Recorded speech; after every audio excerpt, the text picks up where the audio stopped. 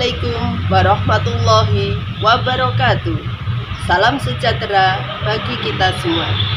Anak-anak yang ibu banggakan dan ibu sayangi, marilah sebelum kita pelajaran pagi hari ini, terlebih dahulu kita berdoa agar diberi kemudahan oleh Allah SWT. Berdoa mulai. Selesai. Selanjutnya pagi ini mumpel kita adalah bahasa Indonesia dan kita akan mempelajari tema 2, menyayangi tumbuhan dan hewan, subtema 1, manfaat tumbuhan bagi kehidupan manusia. Marilah kita pelajari bersama. Anak-anak, dalam kehidupan kita sehari-hari, manusia tidak bisa lepas dari hewan, tumbuh-tumbuhan, dan juga makhluk hidup yang lain. Nah, kita selalu membutuhkan antara hewan, tumbuhan, manusia. Jadi hewan dan tumbuhan itu sangat dibutuhkan oleh kehidupan manusia. Anak-anak, dalam hal ini mari kita pelajari tentang dongeng, apa itu dongeng, dan selanjutnya nanti kita beri penjelasan lebih lanjut. Siapa tahu apa yang dimaksud dongeng? Nah, dongeng adalah cerita hayalan, menghayal, angan-angan. Biasanya yang diceritakan adalah kehidupan di masa lalu, kehidupan di masa lampau. Contohnya dongeng Lutung Kasarung, dongeng Tangkuban Perahu, dongeng Si Kancil, dan lain sebagainya. Anak-anak, dalam kita belajar dongeng atau cerita, bisa mengetahui apa yang kita baca itu kalau kita mengetahui unsurnya. Apa itu unsur-unsur yang ada di dalam dongeng atau cerita? Ada 5 hal, ada 5 macam unsur yang ada di dalam dongeng. Di antaranya ada tokoh, ada watak, alur, setting, dan amanah. Nah, Bu Am jelaskan satu persatu. Apa itu tokoh dalam dongeng?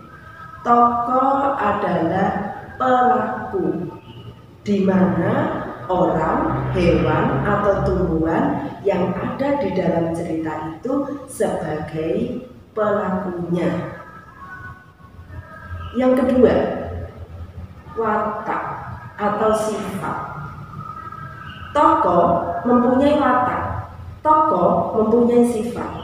Nah, sifat-sifat tokoh ada yang mendukung tokoh utama, ada yang menentang tokoh utama. Yang mendukung tokoh utama dinamakan protagonis atau tokoh yang baik. Adapun yang menentang tokoh utama adalah tokoh jahat atau antagonis. Selanjutnya juga ada tokoh yang netral. Artinya apa? Tidak mendukung dan juga tidak menentang pada tokoh utama. Jelas anak-anak? Oke, Ibu lanjutkan. Yang ketiga adalah setting atau latar. Nah, latar di sini dibagi menjadi 3. Ada latar waktu, ada latar tempat, dan ada latar suasana. Apa itu latar waktu? Latar waktu di situ menjelaskan kapan cerita itu terjadi. Sekali lagi, latar waktu menunjukkan kapan peristiwa atau cerita itu terjadi. Yang kedua, latar tempat. Latar tempat menunjukkan di mana peristiwa atau dongeng itu terjadi. Yang ketiga adalah latar suasana. Suasana, ada suasana sedih, ada suasana gembira, dan lain sebagainya. Jadi latar dibagi menjadi 3, ada latar waktu, ada latar tempat, dan ada latar suasana. Oke, sudah jelas? Bisa dimengerti? Terima kasih. Kita lanjutkan yang keempat. Yang keempat adalah alur. Apa itu alur? Alur adalah jalan cerita.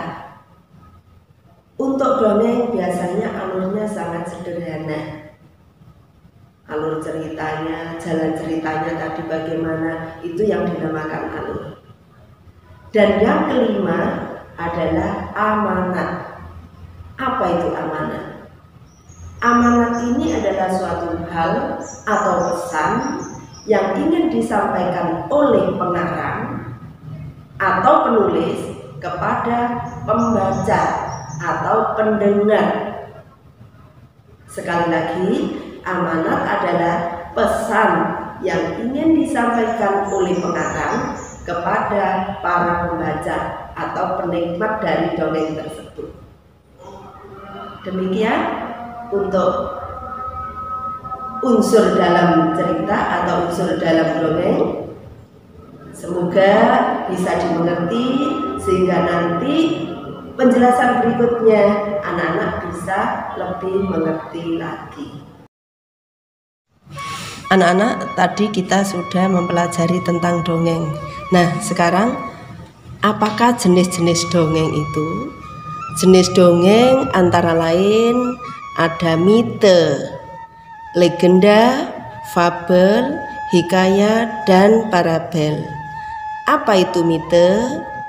Mite adalah dongeng dengan latar belakang sejarah yang mengandung hal-hal ajaib dan dianggap suci. Biasanya tokohnya adalah dewa-dewa. Contoh Nyi Roro Kidul, legenda Dewi Sri. Yang kedua, legenda. Legenda adalah dongeng mengenai peristiwa sejarah suatu nama daerah atau asal-usul daerah. Contohnya asal-usul Banyuwangi, Timun Mas, dan lain sebagainya. Yang ketiga adalah fabel. Apa itu fabel? Fabel adalah dongeng yang tokohnya hewan dan menceritakan tentang kehidupan mereka. Contohnya adalah kancil dan buaya, kelinci dan kura-kura, dan masih banyak lagi. Keempat adalah hikayat. Hikayat adalah dongeng yang menceritakan kehebatan atau kepahlawanan seseorang.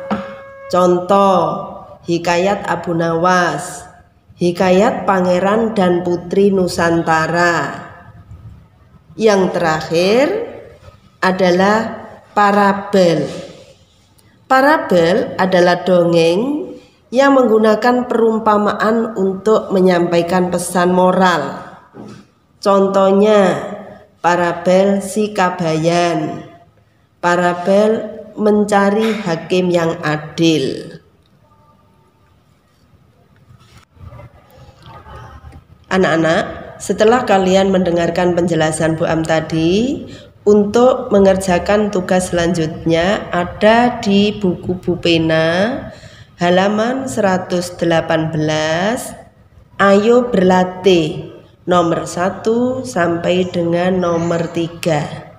Selamat mengerjakan. Tetap semangat.